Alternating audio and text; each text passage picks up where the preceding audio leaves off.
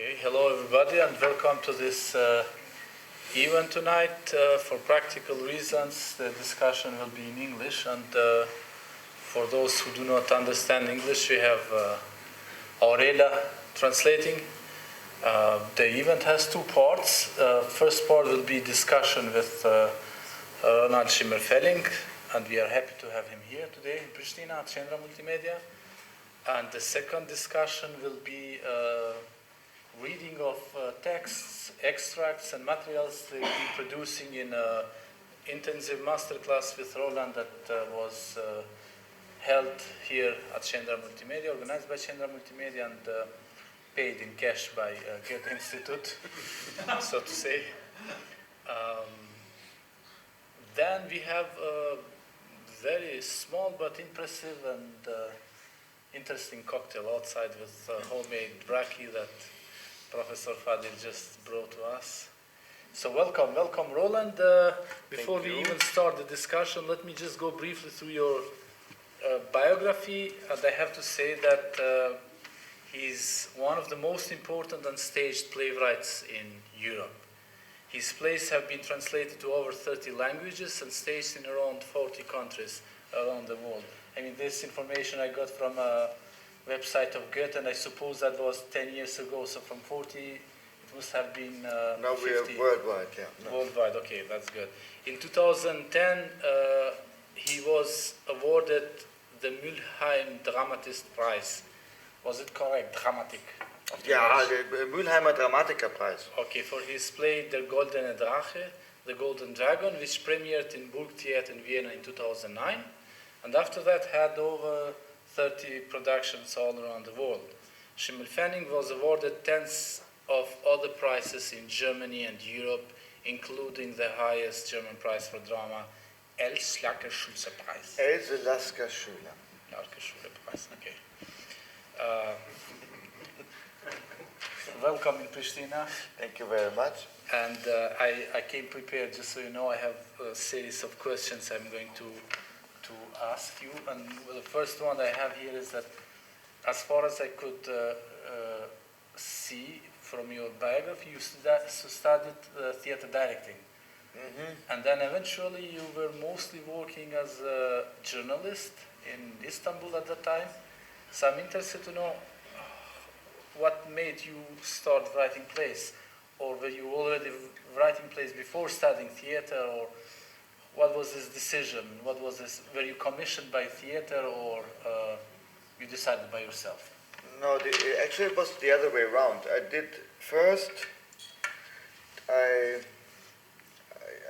wanted to do theater even as a sort of very young or teenage person. I was interested in theater.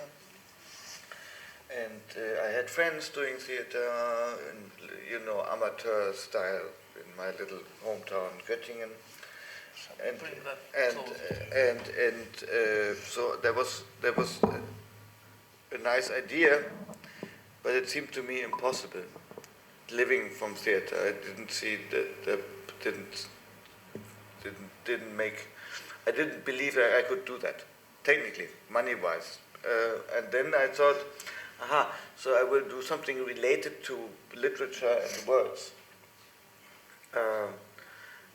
Maybe it's also because of my education that you think, you have to do it well, and my father was a strict person on that. You have to go for a career.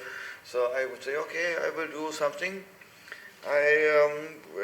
When I stopped school, I went directly to Istanbul because I had time between school and my civil service, which was the alternative to the military service in Germany, but you had to do it. You could choose between the two, but you have to go. So what was the alternative? Go to prison? Military. Military, okay. Well, the third alternative would be none of the two, and then you go to prison. Okay, Kosovo was not the third option, like to punish you, to send you to Kosovo. No. I mean, actually they don't really punish you. Maybe they expel you. But anyway, so I did decide civil service. I had maybe 7-8 months between school and this. So I said, Father, goodbye, I'm going to Istanbul. He got a heart attack, and almost a heart attack, and I went. And in Istanbul, I met with Turkish friends I had known before in Germany, and they said, "Aha, we have a job for you." Very good. Yeah, you can be the German correction in a Turkish-German newspaper. Bizim Almanca is the name of the publication. I don't think it does exist anymore. But so there was one article in German, one article in Turkish. So the Turkish immigrants in Germany could read the two things and learn the. So that and this at that time, 88, 89, 88, maybe 87. All these young journalists who did this were sort of left-wing. People, and they got me into this more political scape of Turkey at the time, and I started to write my own stuff for the newspaper as well. And then I got back, and a friend of mine said, "Aha, there's the theater school. They look for directing students." I didn't even know it existed. And I said, "This is maybe better, because as a journalist without a training."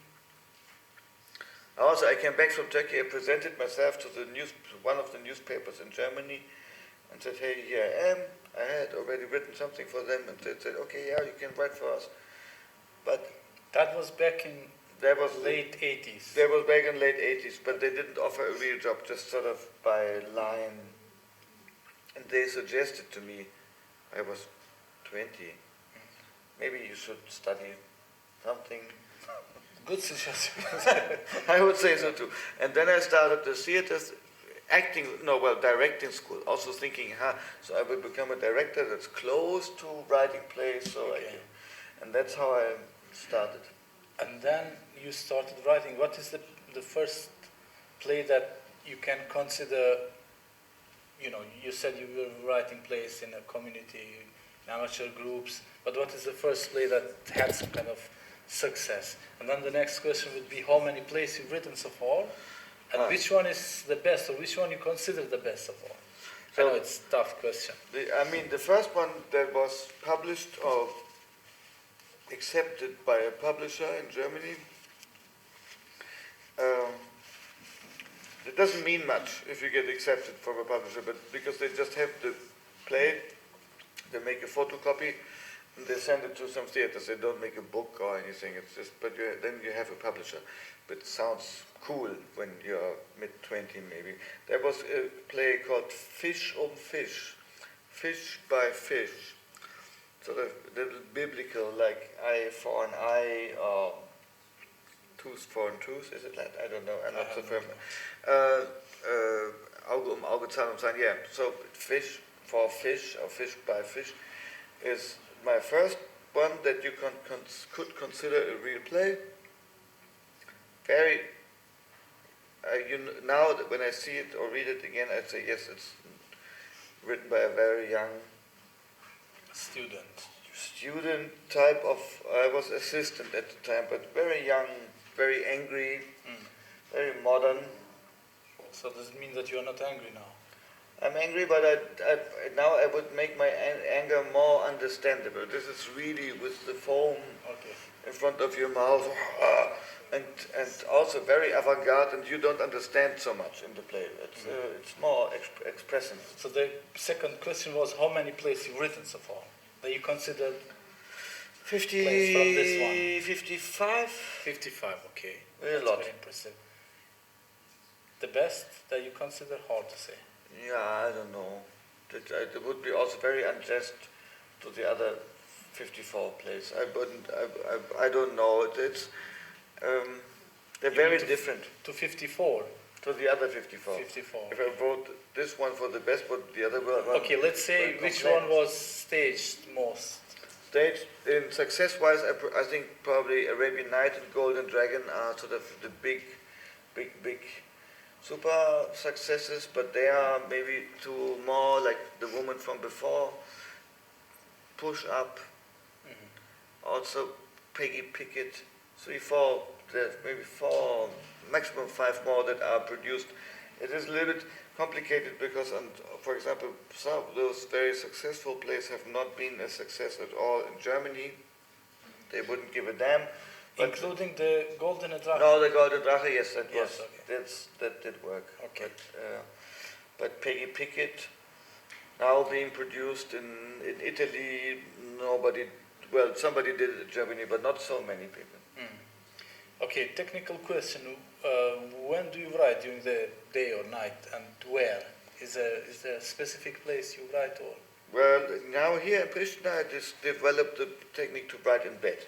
In bed, okay. Yeah, because it's wonderful, warm. And You have beds in Germany as well? but we do have, but in I don't know, of course I have in Germany also a good writing desk. So I would go, try to get up at, let's say, 9, 10 o'clock in the morning, and then I should write till 2, 3 o'clock in the afternoon. But not in the night? Rarely? I can do it. I work in the night, but that is more like getting drunk and rereading the play and correcting it, and I write it, sometimes, especially in the last phase, I have sort of parts that still demand, I don't know, I'm missing a good line or a joke or a name or some decision that has to be made, and then I mark it in the text. I put 3x, and then I go through the text again and again and again till the day I find the solution for this very special part. Including the title? Including sometimes the title, like today. Today? Today I've spent most of the time working in bed, thinking about the title. And then I said, you cannot work on a title. But we know it has to be, or the title has to have some kind of word sex, or no? Should be something to do with sex or love, but sex would be better, or relationship. But relationship is really a pretty boring word. It's about, I mean, probably not so well known here, but there's this Austrian writer from 100 years ago, Arthur Schnitzler, who's a contemporary with Sigmund Freud. And meanwhile, Freud went into this deep psychology thing. Schnitzler, a very intelligent, sharp writer, would describe the bourgeois society of his time, also related a lot to sex and sexual relationships, and he caused a scandal at his time with a play called Der Reigen, which is sort of I don't know, you can't translate that. But so it's about several couples and in sexual situations, which is, I mean, more than 100 years ago, a real scandal. And now that the world, of course, has changed a lot in the last 100 or 120 years, and especially now with all this Me Too, and on the one hand, on the other hand, all the porn on internet, some theater asked me to write something similar in reference to the original play for our time. So that's what I'm doing. Usually, how fast do you write? I mean, how long does it take for you to finish a play? Or maybe, what was the shortest time you had to write a play, commissioned, or that you wanted to just finish it? Usually, I would say 3 months would be a good time. And this last one I was talking about, I wrote it now in 2 months because the theater, the boss, called me to say that he wants it 4 weeks more early. And so I said, I know, it's impossible.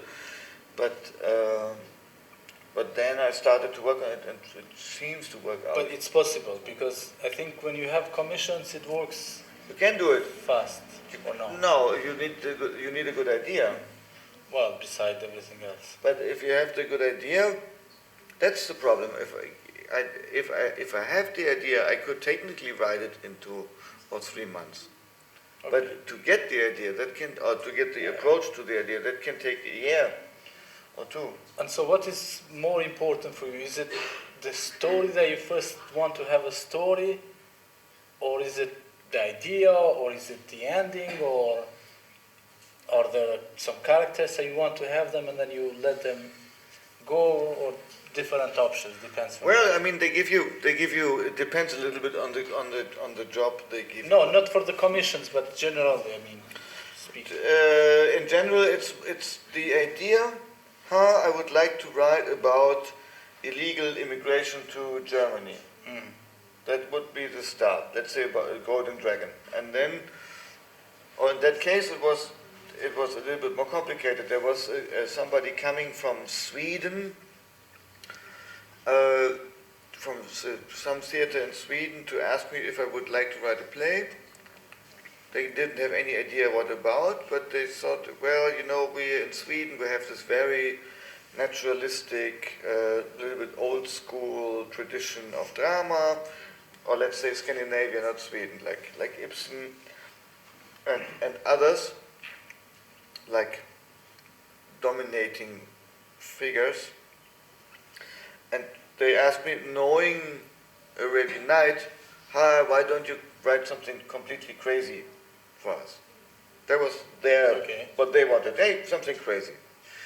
And that was, of course, a little bit. And then a little bit later, somebody came up to me on the street, a lawyer, and said, hey, you should write about illegal immigrants. Because the lawyer, he's defending illegal immigrants who sit in jail in Germany to wait until they are exposed to whatever country they come from. But let's say you are an African illegal immigrant, then you burn your passport and you don't say where you're from. And then they don't know, is he from Ghana, is he from wherever? Roland, we are Kosovars, so we have excellent experience in things like that. Yeah? Yeah, but I mean, what they do in this case, they really try to find somebody who would check on the accent. So would it be possible to... In our case, I mean, during the war in Kosovo, some Albanians from Albania would appear as they are from Kosovo and like benefit from the war that was going on. So, but Germans had one trick. They would ask them how many traffic lights there are in Ferizaj, let's say. Yeah. They would say 5. But in Ferizaj there was none, let's say. So they had some tricks too. That's exactly what's going on there, and he wanted me to do something about it. And also, now imagine you have this prison in Germany, and you have the guy from, we don't know, Ghana, and the guy from Albania who pretends to be from Kosovo, and maybe the guy from Kosovo who pretends from Ghana. For Ghana, and nobody speaks the language, but they're comparing. They're sitting in the same cell. Yeah. Now it gets interesting. How do they communicate? And so that was how I got into this idea about writing about all this. And so that is the real idea behind it. So, but I think, and then the Golden Dragon came up and then in the Golden Dragon, I knew I would do it. In theory, I'd still my Swedish employer. I would write it for Swedish actors. And in my cliché, the Swedish actors were blonde and tall, and how can they do the part from the guy from Ghana? Yeah. And so, then by now I said, no, okay, forget about Ghana, let's put it more symbolically, let's say everybody is from China, or China, Vietnam, Thailand, somewhere, there where they have these strange eyes. That also was a blurry racist perspective. So they say, yeah, these people, And so then I started to have this, okay, now our actors pretend to be Chinese to make it possible, because if not, it would see like something like blackfacing. It would be politically incorrect. Yeah. And to escape all this problem, I said, okay, now we turn the wheel one more round, then now the old actors play the young parts, and the young play the old, and the men play the woman, and so I was sort of safe, and everybody was not appropriate, so the problem was solved. So, but that's a process of maybe half or maybe even more months, and then I maybe wrote the play in 8 weeks. Okay, but this immigration topic is present in some other place, I think, in Das Arabische Night. Yeah, it is. It has become some. I mean, many. It is very present in the German society, of course, or everywhere about the world, probably, especially in this Western Europe fortress where everybody wants to go, and where now all these new Nazi or national things boil up. So it is interesting to write about it. It's also interesting because with the long history of immigration we have since the mid-50s in post-war Germany. So you have, let's say, the first wave of immigration in the 50s started maybe with the Spanish or the Greek workers. So these families are in the country since more than 60 years, 50, 60 years. So you can't talk about immigration anymore. They're part of the society, and they have children and grandchildren, and so basically all this German Lederhosen society, which was so closed in this Nazi time, and on the Eastern German side also sort of more closed in the post-war time. So now they converted into, I would say, a modern country which has as a natural part immigration. So of course it makes sense to write about it, also about the parallel systems of society that are growing and everything like this. Okay. Next question is related to the discussion we had the other day on, place and time. And we were discussing, do we want to write plays that, have some kind of actual resonance, so to say, that are related to our time, or do we insist in writing plays that, can be related to our time, but also to the other times? And you said that you have in mind this fact, and that you tend to write plays that are not tied or related to only this time. So what do we actually, or what do you benefit and what do you lose from this approach? Yeah, I mean, I am a little bit old school with this sort of, and maybe also a little bit, what is that? Eitel. How do you say that? In Spanish is vanitoso. A little bit, I don't know, giving me too much importance. That I think the play has to be timeless.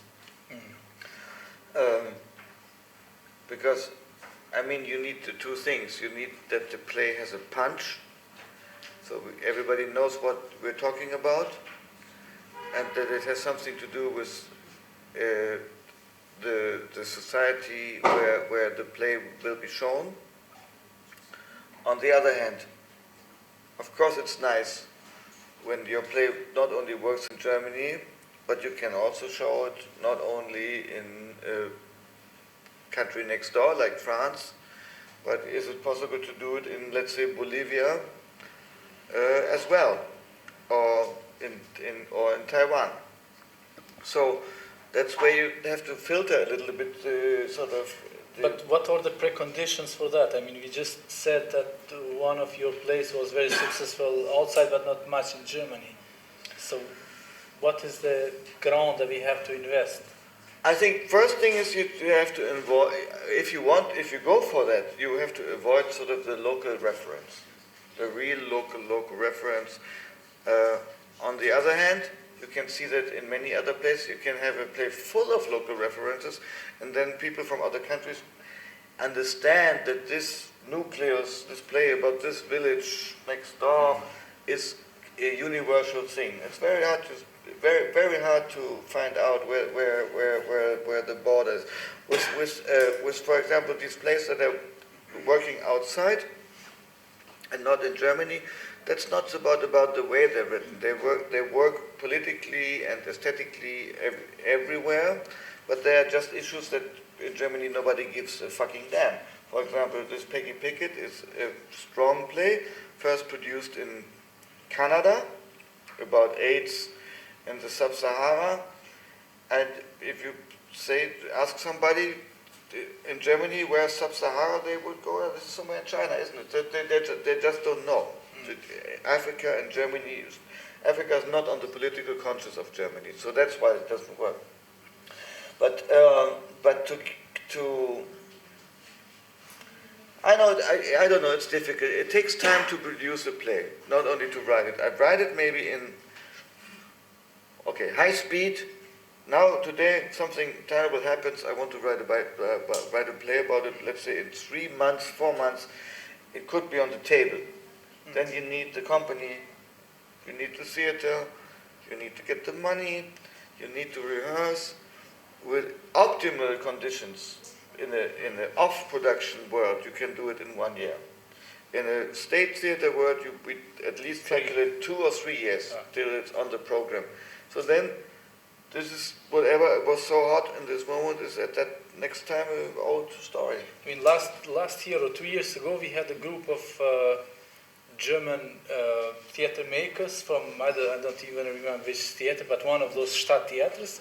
So they were doing a play on Kosovo immigrants, but not the war immigrants, but this wave of immigrants in 2014. And this was probably 2016 or 17 that they came to do the research. And I said, what? But this is like gone. They said, well, yes, but we planned it. And, now it's old topic, old issue, but we have to do it because it was programmed. So this is sort of Stone Age in modern times with internet and daily papers. Even the information from last months is already, do you remember the last scandal from Donald Trump before now Ukraine? No, you start to mix it up. When was Grab It by the Pussy? Yeah. No, that was 2 years ago. You don't even know. You can't put it in order anymore. So then in this case, we want to write immigration, why people leave the country, why do they go to another country, what do they hope for, what do they lose? That you can say, you can write on a more abstract level. I don't need to have them, you don't even say they're from Kosovo. Maybe they have some special Kosovo style. Kosovo, then the Kosovo people would say they were making fun of them so that's also difficult. So, but you can find a way. Or, you don't do that anymore. You could even put it into another time. Yeah. Shakespeare style.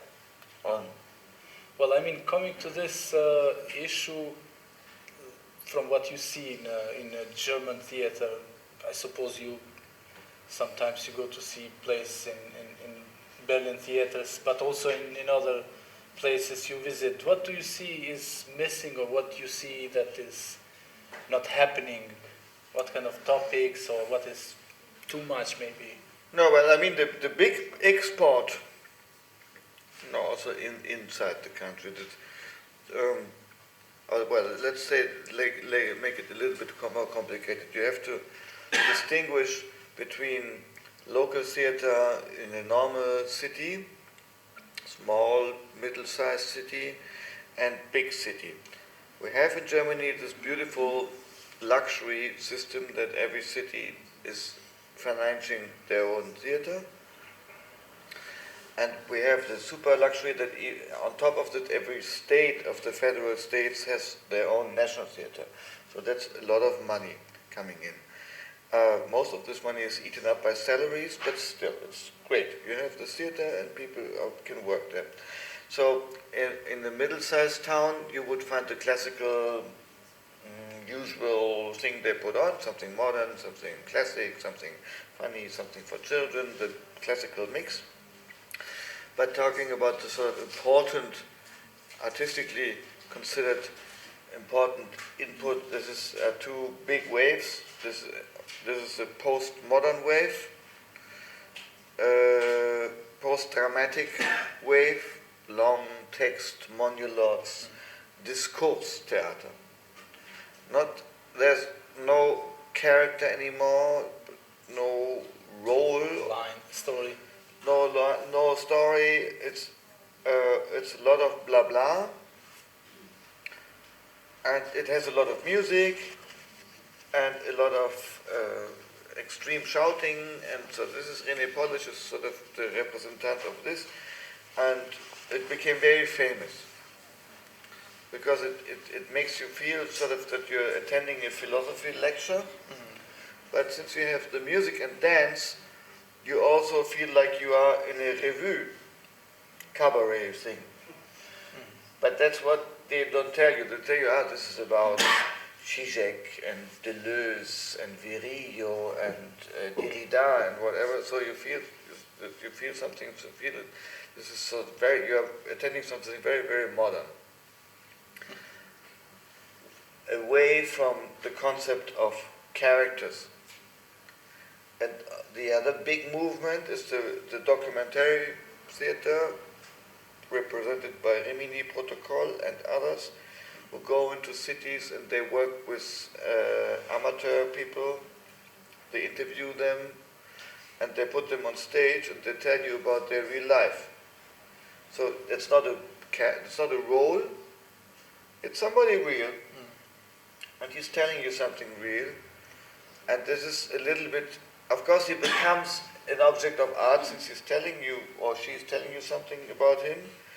It also has a peep show aspect here, and so. But this is Germany in its biggest extremes, and somewhere in the middle is me representing sort of the old school system. But is there any topic that you think it was misused or abused with? Like you've seen a lot, and you think it's enough? We should get rid of that. No, for the topic I wouldn't say. You would not. I mean, because I have the impression this immigration topic was really in every stage, and especially in couple of years, this idea of using real immigrants, because I mean the issue of representation. So let's have real immigrants and give them the room to the space to tell that's true. That's true. I mean, there was a class stories. There was for me, this was quite disgusting. I mean, yes, one time, two times, but then. No, it is. I think it's disgusting from the very beginning. And I did see it in several theaters, Deutsches Theater in Berlin, Mannheimer Nationaltheater. Everybody in 2016 was trying to get a group of immigrants to do something real. But what is that? And so doing something real would be sort of maybe taking care of the people, but why do they have to act? Or is that the first thing they want to do? I was very critical about it. And at the same time, they were asking me. Were they actors or? No. No, just no. Refugees. Yeah, a little bit. Sometimes, I mean, I've seen one show that was not in Germany, in Malmö, Sweden. There were, in fact, acrobats. They had a training for circus, and then they built something. Maybe that's even more intelligent. They had a trained skill, but it wasn't like they really had to do and act, but some sort of thing happening on the stage where they could talk.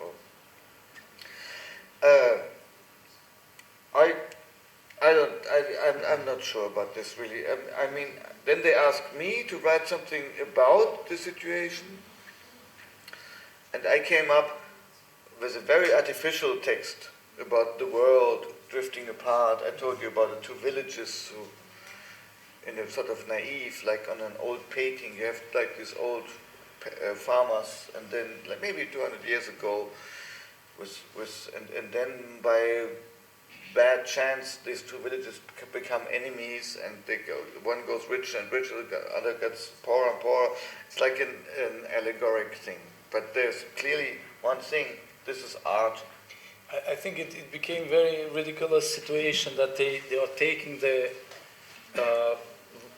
not only the writing skill, but the ability of the writer to write fiction. I mean, often they ask the writer, so how much research did you do, or how many people did you ask, how many immigrants you met, did you talk to them? I mean, do we have to do that?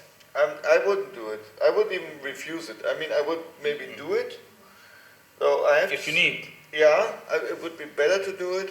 I mean, with my real political place, like Golden Dragon, also this Peggy Pickett, AIDS, Sahara thing, I did it, or I was even forced to do it by the Canadians. They wanted me to do it, and you can't talk bullshit.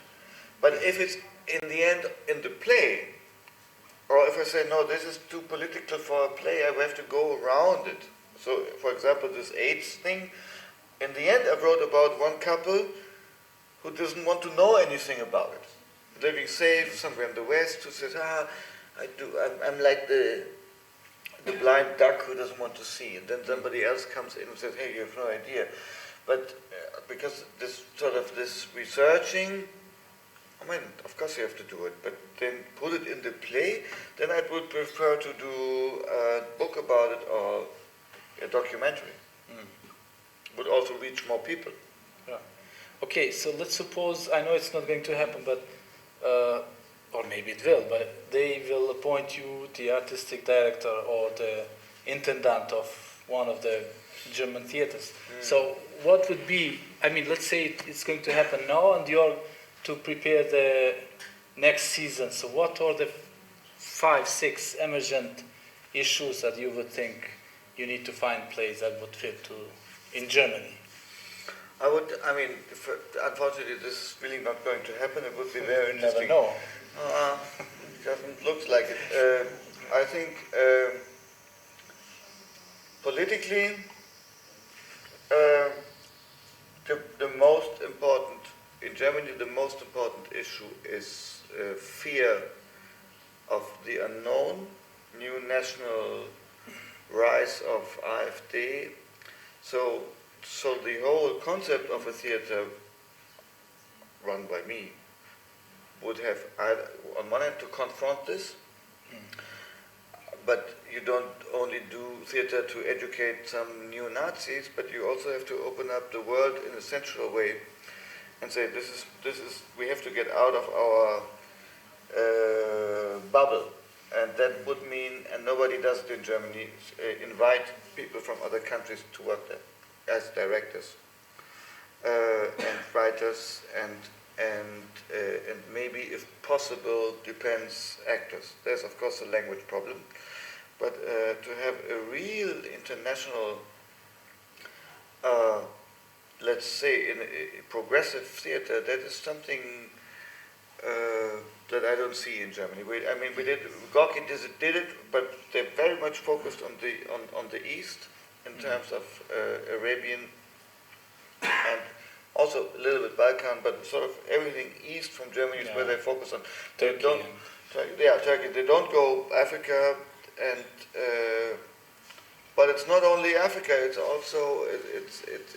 also the North and South America, which is totally below the radar. And what is there any controversial topic that you think is taboo in German theaters or in societies? We spoke the other day about Oliver Fröhlich and how he was controversial or considered controversial by his work here in the region, and now he's in Germany, so... Yeah, but Oliver, of course he does, this sort of provocative theater doesn't have the same input in Germany, because you can't shock, or you don't, it's very difficult to find the real taboo.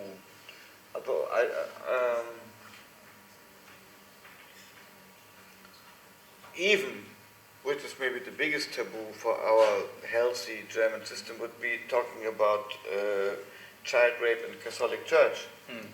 That would be, but I'm sure that somebody is already doing this. No, he did that in Poland. And so. Yeah, so, but also that in some regions of Germany that would have some, but in this sense Germany has changed. The people, especially people under, let's say, 60, almost my generation, a little bit younger, but imagine, everybody who was born after 60, grew up with the Rolling Stones and the Beatles, so I consider these people to have some potential to open their mind and say, no, this is bullshit. So it's not that the taboo inside German society it's so easy to find. I would say the real taboo is, or the lack of consciousness, okay, I have my Adidas shoes and they're glued together by a child in China, for example. And we don't want to see that. That we're having child work in all this wealth we live on is produced by real underdogs, and to see the real underdog, that's something of course we don't want to see. Okay, I have more questions, but that's almost 7 o'clock. Let's see if the audience has maybe some questions for you. So, guys and girls, feel free to ask questions if you have. If you don't, I do have some more. I can ask you a question. Yeah, do it. Finally. You can read my... Okay. No, I mean, it's not very clear for me what we were talking before about the immigrants playing in the theater in some place. I mean, practically, what is that? Practically, I've seen it once in Mannheim. To have it can be a reading. It can be you build a group. The theater opens up. Says, okay, now we have this immigrant. They take them in like part of the family, and then they make a project. Okay. But that's they're not on the payroll. They're doing one project, and then. Or some documentary, and sometimes they have been thinking, can they take over a little part, but usually not. So it is more like a more or less spontaneous try to get people who recently immigrated, that was especially in 2016, to do something on stage. So it's not you telling a story of an immigrant, but you invite the immigrant on stage to tell the story. Right. His own experiences. So the question was, can you as a writer write and have a story, similar story on stage and with actor, or do we desperately need to have a refugee to tell his own story, I mean how he feels, instead of us telling how a refugee would feel? So like for you guys, for the writers, is screenwriters. Playwrights, sorry. So you had like the task to the other parts and put them together? No. There was usually I don't know of any playwright who was really involved. There was maybe more devised dramaturg, as we call them in Germany, theatrologist, who would help, who organize, who would record. So it's more. Or they would write their own stuff. It's not that I write for immigrants. Then it would make no sense at all if I come and dictate my words.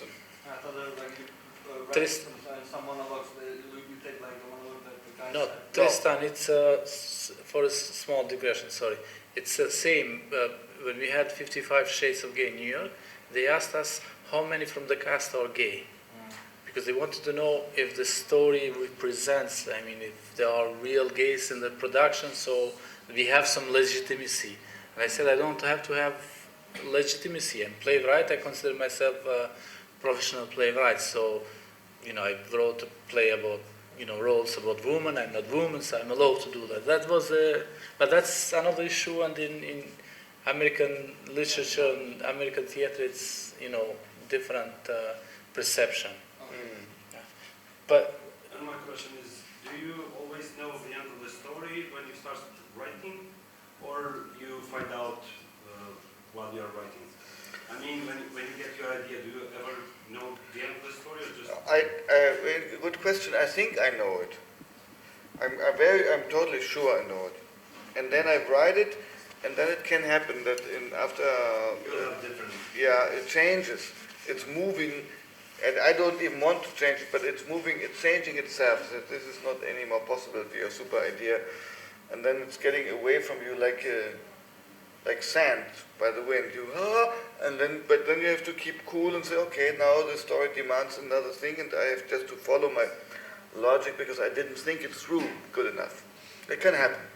And my second question, do you always write like you do the first draft and then you go back in rewriting, or you write kind of, for example, you can write the first act first, then you can go to the third act and go back to the first act, or in kind of, let's say, the puzzle way of the writing, like you write and first seeing some dialogues and you go another part, you know. Yeah, I can do it, but now with more routine. I can do it also the crazy way. Write the beginning, write the end, write something in the middle, but this is I would say a little bit for already sort of more experienced writers, because you have to keep it, of course, in your mind what's where and how. It's a little bit complicated, and I would not really recommend it, because then it's not only that I started this and then I go there. I also use different notebooks, and then I have to look it up, and then, oh my God, I've written this scene before. I've written it twice sometimes. And so the chaotic style is possible. It depends a little bit on the play, because sometimes if the play is very aggressive, for example, I wake up at 2 o'clock in the morning and I say, yeah, now I hear this way how they fight in the end, this taka taka taka, then I have it, I hear the music, and then I have to put it down. But of course. And does it happen sometimes that you think, I know it, I will write it in the morning, and then you forget it? That's the devil's. That's what the devil spits above your shoulder. He tricks you. Say, yeah. Also with the title. Now I know. I can sleep. I can sleep. And then what was it? Yeah. It happened to me last night. Okay. So you had I had a beautiful title. I think maybe the title was. But you know only the sex. Yeah. Thing. But it was even better than sex. It was something like. It was, I don't know, it was brilliant, but it's gone. And probably it was bullshit. Okay. Do we have more questions? If not, I have maybe the last one before we move to the second and very short part of the evening. Okay, we know that you have a play that has no title yet. It's a new version of Arthur Schnitzel. But what is the next one going to be? Opera or another play between? No, the next one, I'm running out of commission. Okay. I'm broke. I'm going to write a musical. Yeah, I see from the beer. No. It's no. I think it's honestly, it's going to be for the first time in my life musical. Musical, okay. And I have no idea. This is because usually I write about maybe for 300-400 people maximum, and now these people came and asked me, and they talk about others dimensions, and I don't know. Maybe they picked the wrong guy, but I take it as. So that's for London. Company. No. They are for London company, but they're going to do it in Germany, and I have no idea. But I take it as an adventure. Maybe it's all a big misunderstanding. Then I can write a play about it, maybe, which is going to be a huge hit. Oh, and the very last. Do you mind when directors cut or change your plays? Usually I go to their houses and I cut off their fingers or something. Okay. I can get very angry. Yeah, you can? Yeah, really. When you see it? Yeah, also when they ask me. You don't see all of them. When some are stupid enough to ask me, then I already get angry. Then. So you better don't ask you. Yeah, without. So what you hate, when they cut a whole scene or everything? No, what I hate is the following thing, and I think it's understandable. You work on this thing for maybe 6 months, or maybe a year, sometimes even 2 years.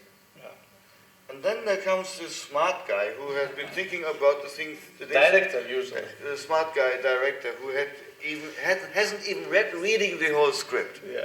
3 days maximum, and and he knows it all better. And then I think, boy or girl, think about it.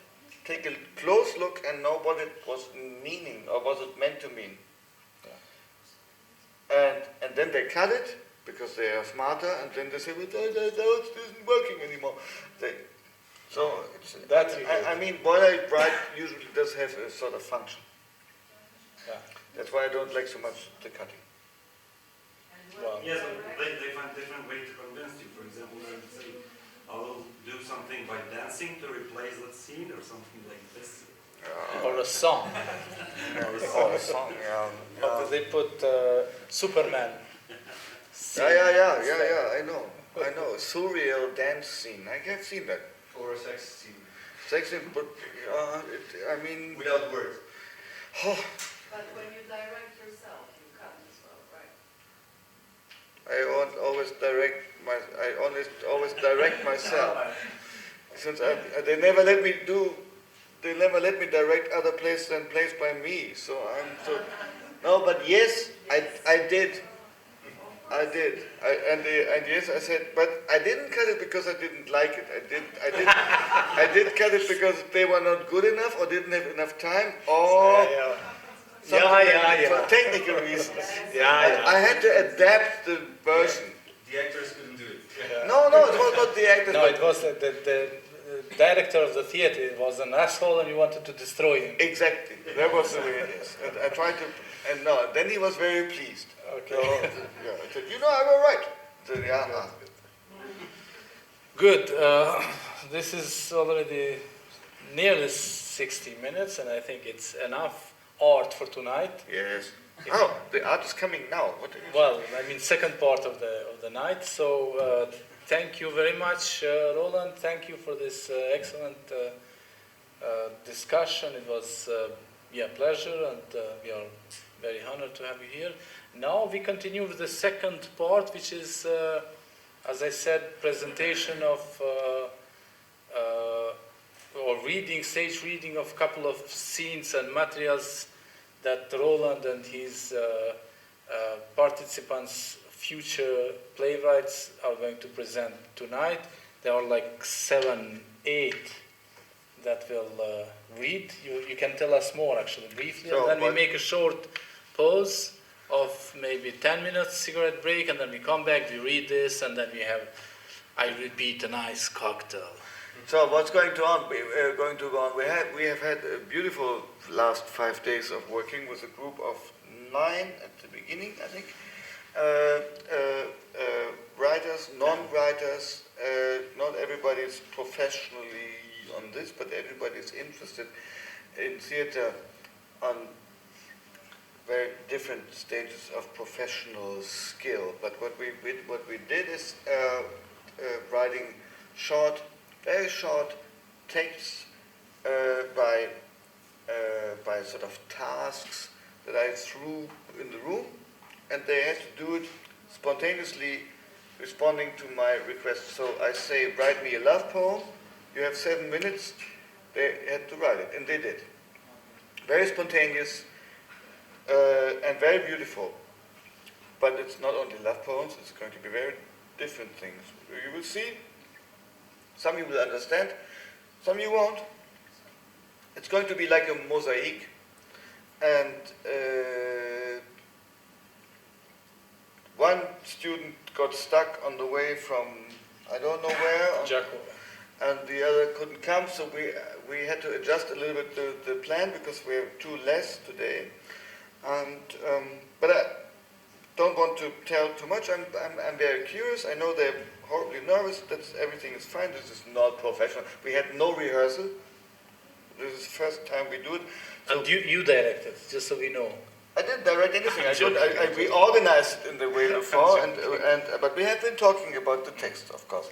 And now they have to save themselves by tearing them on their own hair out of the mud.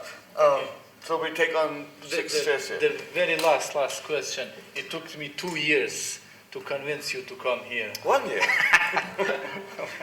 he's doing this. He's playing the tragic guy since 2 years. But I told him it would have been easy to bring Pope from Rome than so you one. Last year, okay. about this time, he asked me, I said yes, and so I'm here. Okay. That was the most easy Thank you, thing. faleminderit. See you in a bit, in 10 minutes.